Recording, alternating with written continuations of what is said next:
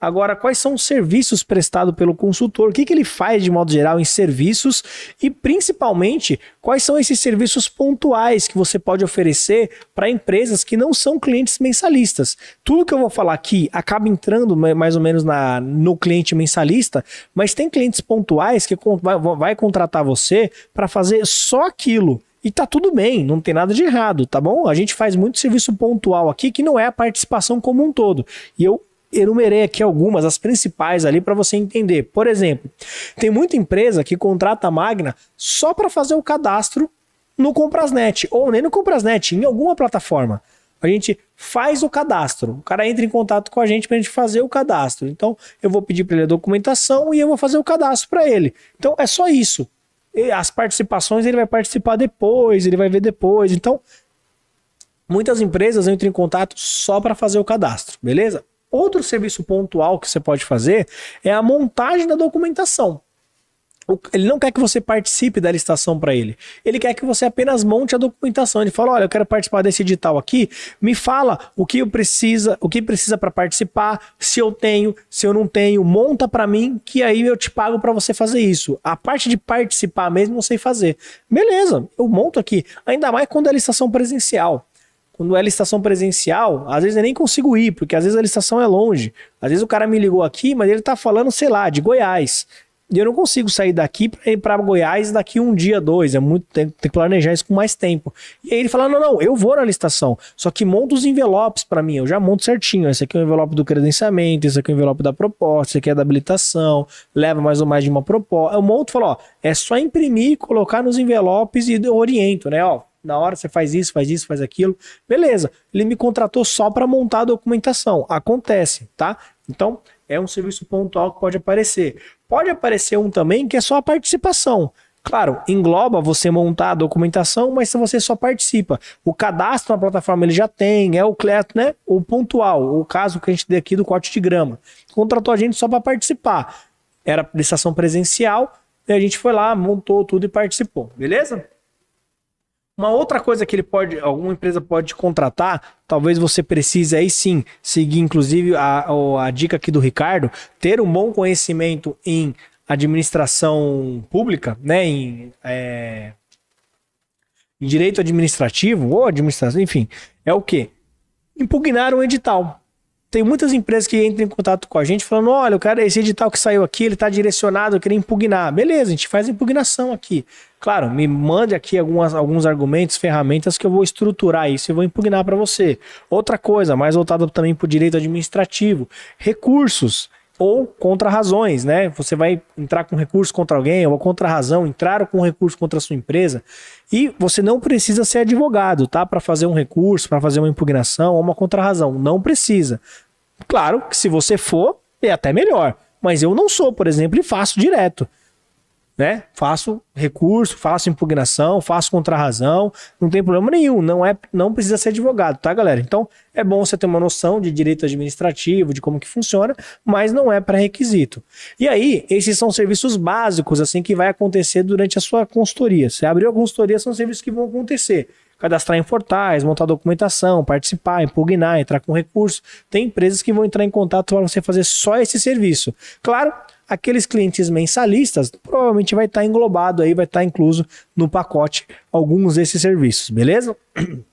Agora tem também alguns serviços que são serviços mais complexos, serviços especiais, serviços mais específicos, que claro, precisa de uma capacitação muito melhor, mas que também tem um retorno maior. Eu enumerei 3 aqui, tá? E alguns deles claro, faculdade, de graduação mesmo. Por exemplo, planilha de custos. Tem gente que participa de licitação, mas não sabe fazer planilha de custos. E tem edital que pede, principalmente para terceirização de mão de obra. Se você vai participar de recepcionista, copeiro, vigilante, vai precisar. Então, dá para você vender esse serviço à parte também. Outra coisa, cobrança de pagamentos. Você dá para fazer esse trabalho de cobranças. Claro que é cobrança extrajudicial. E essa cobrança você vai precisar de boa noção também de direito administrativo, beleza? E também mandado de segurança. Tem gente que entra em contato pedindo para fazer um mandado de segurança. Olha, eu quero travar essa licitação porque aconteceu isso, aconteceu aquilo. Beleza, a gente faz também. Claro que esses são muito caros. Tem que ser licitações que valem valem muito a pena. Não só para o cliente, porque a gente também custa, dá trabalho fazer, então são valores altos, beleza? Dito isso, pessoal, vamos falar aqui só das rotinas do consultor rapidamente e aí eu respondo as últimas dúvidas para a gente encerrar. Beleza? Eu tenho mais 15 minutinhos, acho que vai dar tempo. Qual que é a rotina de um consultor? O que, que você tem que ter em mente? Que você tem que deixar espaço na sua agenda, tá? Primeira coisa, claro, a participação dos pregões. Você chegou na empresa hoje, provavelmente vai ter uma licitação para participar. Então você tem que separar aí geralmente na parte da manhã, mas hoje, por exemplo, começou na parte da manhã e o nosso item foi abrir na parte da tarde só. Então, reservar, saber que você vai ter que dedicar um tempo para participar. E aí já respondendo algumas dúvidas. Serra, dá para fazer isso como uma fonte de receita, uma receita extra, como algo fora do horário comercial? Dificilmente, porque a licitação acontece no horário comercial. Então, se você está querendo ter uma fonte extra, talvez a consultoria não seja, principalmente a participação. Você pode prestar uma consultoria de montar a documentação para o cara, montar um recurso, uma impugnação, que você faz isso fora do horário comercial. Agora, a participação é no horário comercial, não tem como fugir, beleza? Outra coisa, captação de novos editais, primeiro.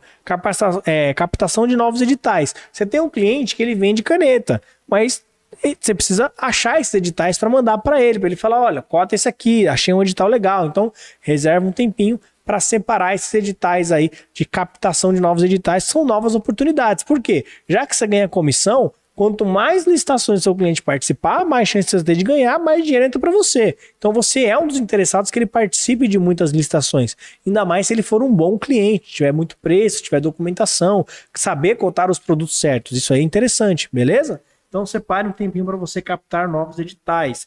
E aí, outro horário que você vai precisar separar, esse pode ser fora do horário comercial, mas é bom que seja no horário comercial se possível, cadastramento das propostas do dia seguinte. Hoje você chegou e participou de uma licitação, amanhã vai ter uma licitação também, só que você vai precisar cadastrar lá hoje. Não dá para chegar no horário lá e cadastrar. Você tem até o horário que está previsto para começar a licitação para cadastrar. Então você tem que cadastrar lá no dia anterior, pelo menos. O ideal é que cadastre uns 2 dias antes. Mas você tem que reservar aí um tempo para cadastrar as licitações que ainda vão acontecer.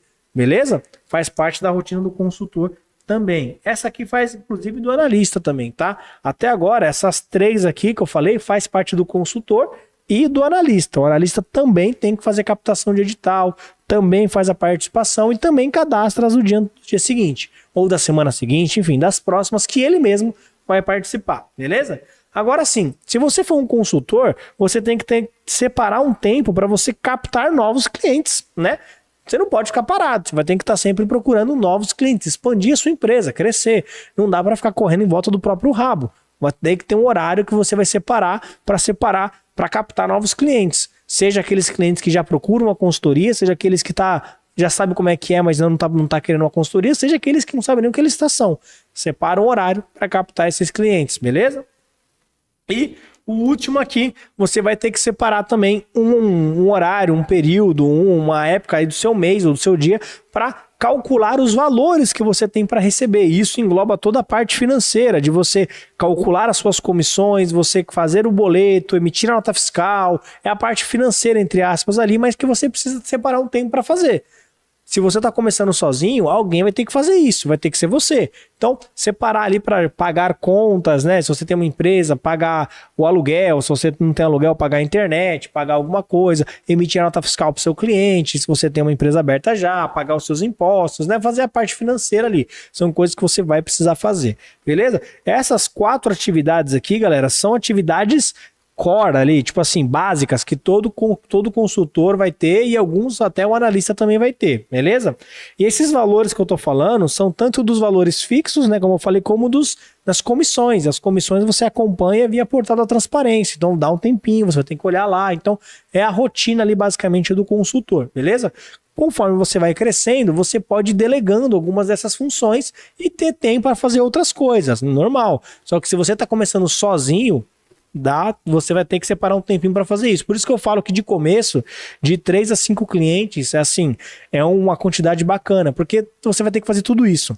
Conforme você vai crescendo, você pode passar algumas atividades para outras pessoas. Por exemplo, eu vou participar, vou pedir para uma pessoa aqui que trabalha comigo captar as novas oportunidades. Então ela vai ler os editais que foram publicados para ver se tem uma licitação do meu segmento ou não. Eu vou pegar alguém para fazer o financeiro da empresa, vou fazer as contas a pagar, contas a receber. Então você vai ganhando tempo para fazer outras coisas, beleza?